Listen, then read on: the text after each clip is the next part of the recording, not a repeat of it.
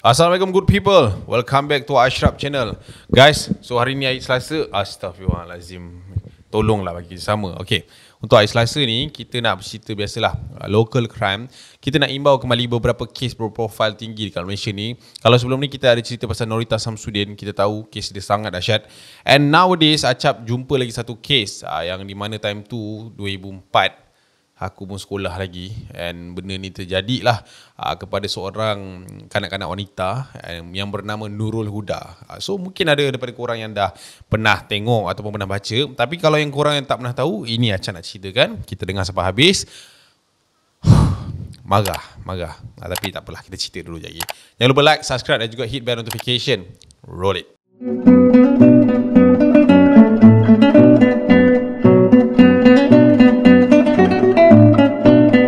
Okay guys, kita nak mulakan cerita pasal Nurul Huda ni. Macam Acap cakap tadi, seorang kanak-kanak wanita yang bagi aku malang jugalah melalui kisah-kisah macam ni.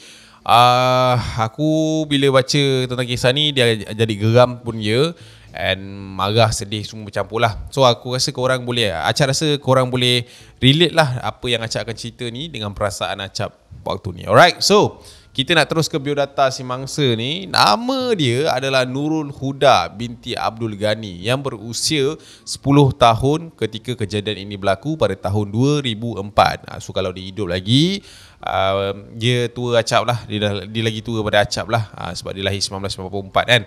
Alright, so dia tinggal di Kampung Pekajang, Tanjung Kupang, Gelang Patah, Johor, dan bersekolah di Sekolah Rendah Kebangsaan Tiram Duku. Dan Nurul Huda ni juga merupakan anak bongsu kepada 4 beradik yang lain, dan dia juga merupakan anak kepada Ketua UMNO Cawangan Kampung Pekajang ketika itu, iaitu Abdul Ghani Juni.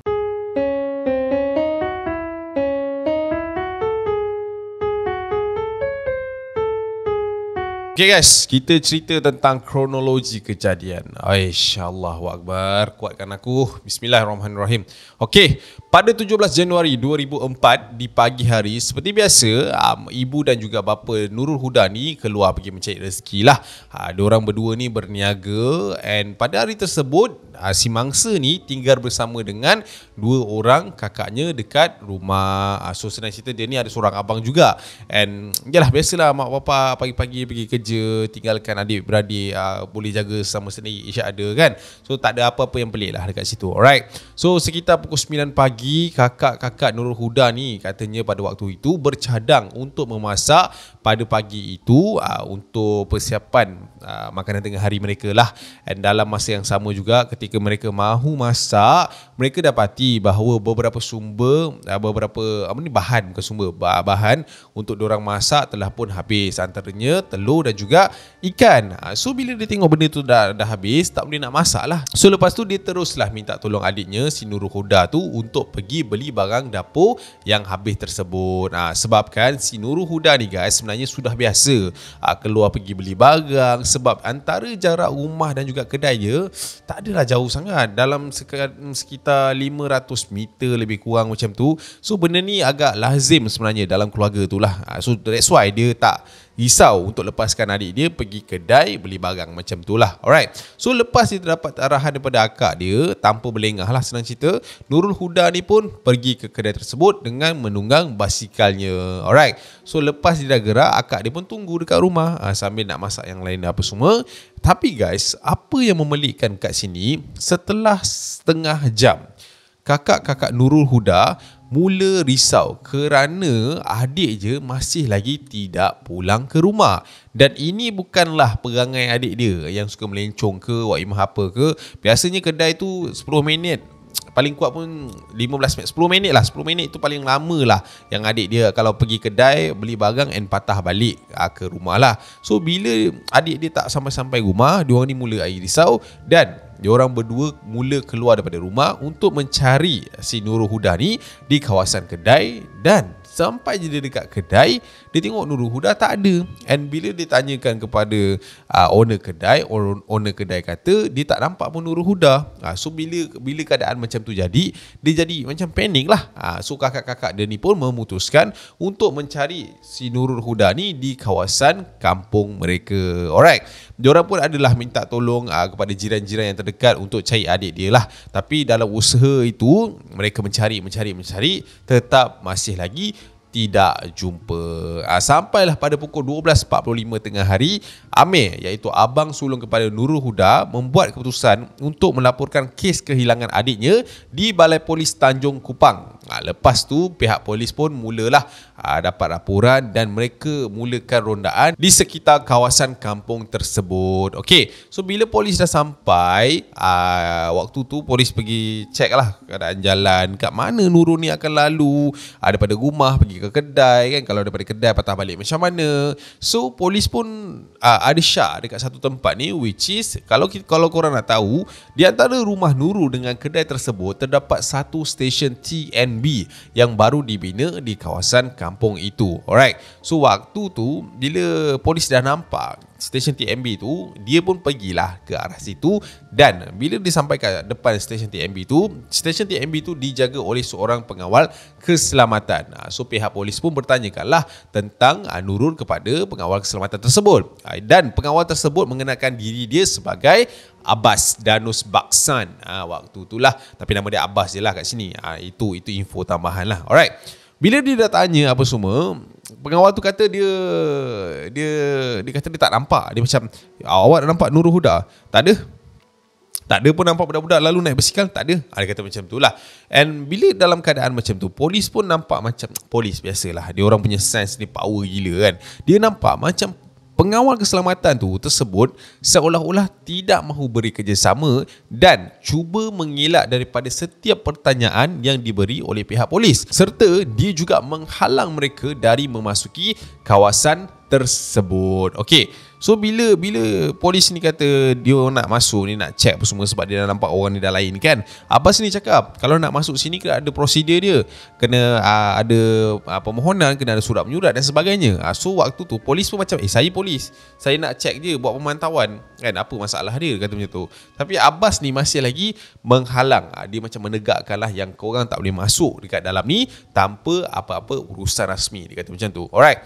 So perbuatan Abbas ni sangat-sangat mencurigakan guys. Okay, waktu tu Amir macam pandang Abbas ni macam ada something wrong somewhere lah, senang cerita kan. Dia rasa sesuatu lah, of course lah, dia ada insting benda tu kan. So apa lagi waktu tu guys, dia dan juga pihak polis tersebut, ada dua orang tau, pihak polis cuba bertindak untuk merempuh pagar stesen TNB tersebut. So guys, lepas tindakan yang diorang buat untuk gedah TNB tu, Abbas ni apa lagi, dia naik angin lah. Tak tahulah apa hal dia tiba-tiba naik angin. Bukan naik angin je guys, dia telah pun mengambil sebilah parang untuk melibas polis yang ada dekat area situ. Waktu tu bila dah keadaan kecoh macam tu, tak tahulah apa yang jadi kat situ. Tapi guys, apa yang Acak dapat info, dia orang kata keadaan dekat situ sempat dihalang oleh beberapa lagi pihak polis yang tiba di situ tidak lama kemudian. And waktu tu lepas dia dah dapat tenangkan Abbas ni, dah dapat lock si Abbas ni, salah seorang pihak polis serta Amir, abang kepada Nurul Huda tadi,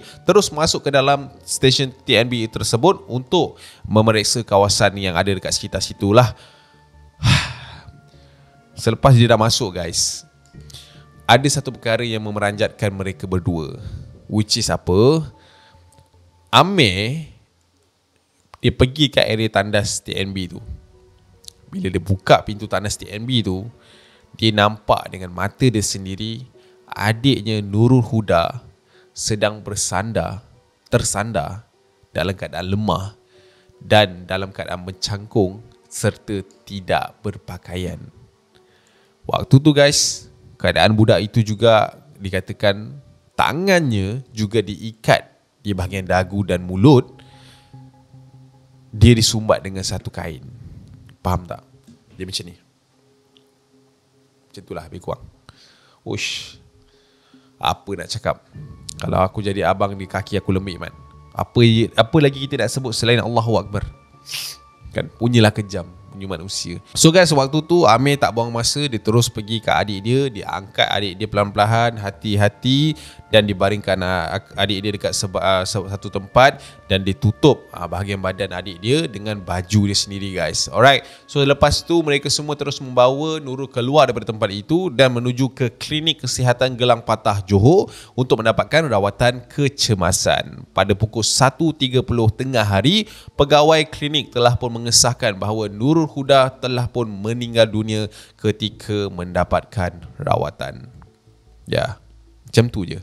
Mungkin Nurul Huda ni keluar daripada rumah dia around 9 to 10 PM 9 to 10 AM, 9-10 pagi. Mungkin ya, susah nak cakap kan. Tapi on the same day lah, dalam 4-5 jam tu Nurul Huda disahkan meninggal dunia lah.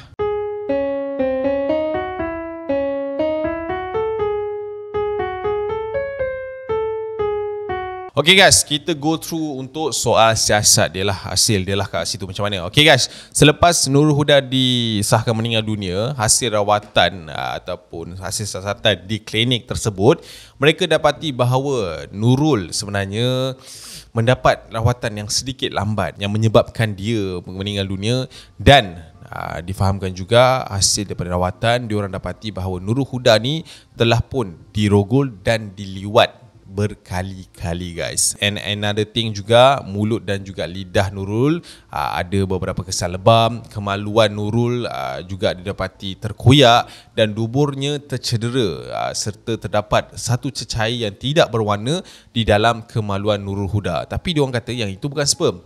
So tak tahu apa cecair yang disumbat kat dalam tu kan. Alright, Nurul Huda juga didapati meninggal dunia disebabkan afasia kerana berlakunya cekikan manual. Okay, so lepas diorang dah tahu apa punca kematian si Nurul Huda ni, polis buat kerja lah. Alright, so hasil siasatan pihak polis, mereka menjumpai DNA sperma kepunyaan Abbas di tika, cadar, selimut dan seluar pendek, serta beberapa tumpukan darah milik Nurul Huda di selimut yang berada di kawasan pondok pengawal tersebut. And pada waktu tu juga Abbas ni bagi tahu yang dia tak buat kerja ni seorang-seorang.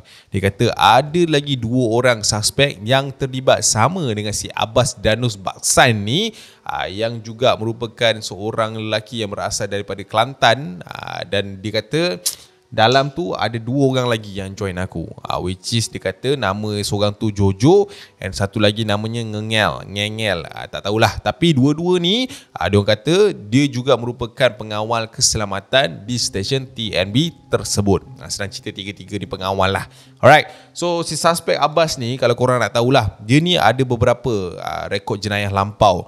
Antaranya kes samun dekat Jenjang, Skudai, Sungai Wei, Pasir Gudang, dan adalah a few lagi sebenarnya kes-kes yang pernah si Abbas ni adalah direkodkan lah. Alright, Abbas didakwa di bawah pertuduhan merogol dan membunuh Nurul Huda dengan hukuman 20 tahun penjara serta 24 sebatan dengan hukuman gantung jika sabit salah. Nampak tak? Tapi waktu tu diorang ni tak adalah jalan siasatan ni dekat si Abbas ni seorang. So dia pun tanyalah si Jojo dengan si Ngengel ni juga.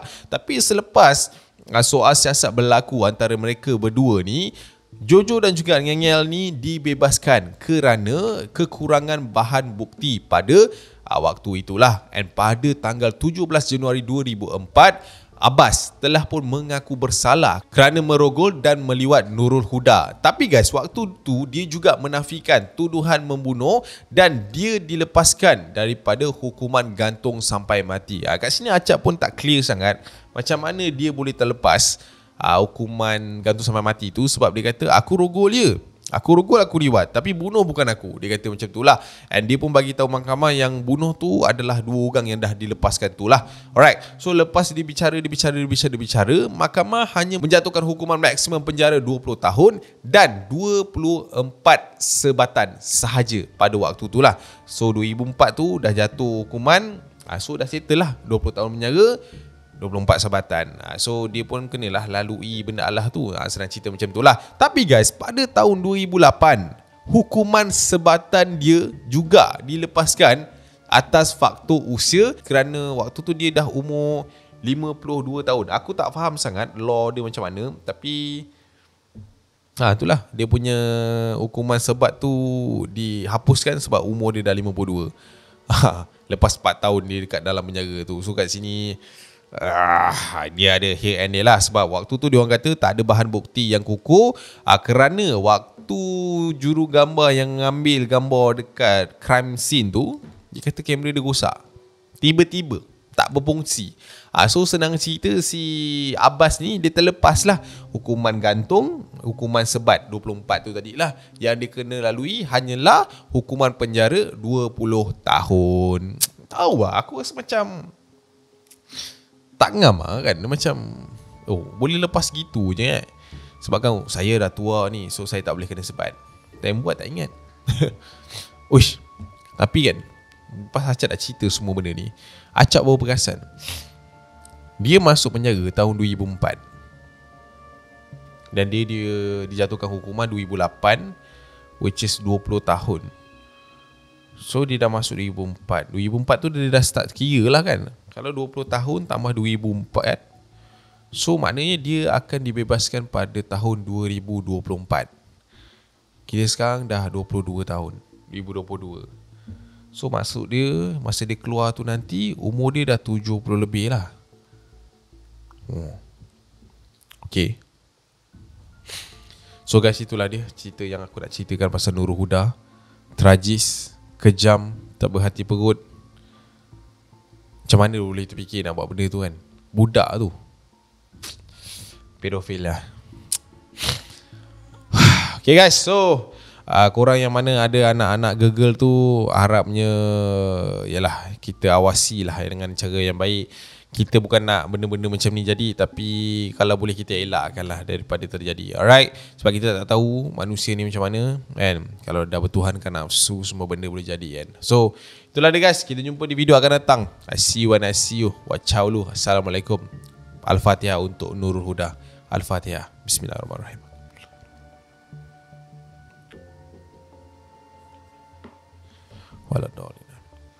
Okay guys, Assalamualaikum. Bye.